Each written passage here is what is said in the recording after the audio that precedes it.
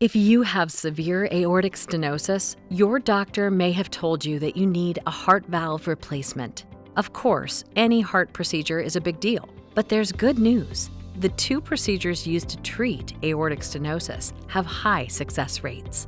Serious complications are rare, and the recovery process is usually pretty straightforward. There are two different procedures for heart valve replacement. The first is called surgical aortic valve replacement, or SAVR for short.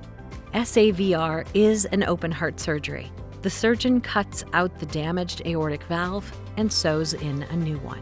The second procedure is TAVR, or transcatheter aortic valve replacement.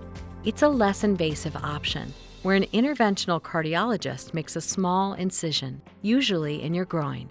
Then they use a thin tube called a catheter to guide a replacement valve up to your heart and inside the damaged valve.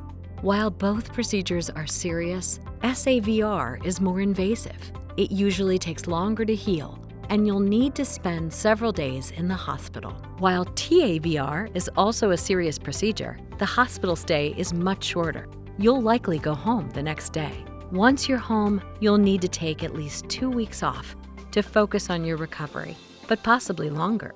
For the first few weeks, avoid driving, soaking your incision, and any heavy lifting, pushing, or pulling.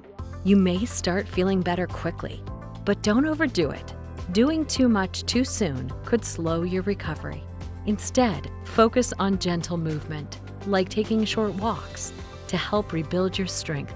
Eat heart-healthy foods, stay hydrated, get enough sleep, care for your incision, and follow your provider's instructions about pain medicine.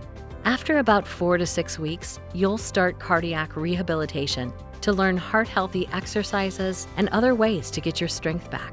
Everyone's recovery time is different after heart valve replacement surgery, but many people are back to 100% in 6 to 12 weeks.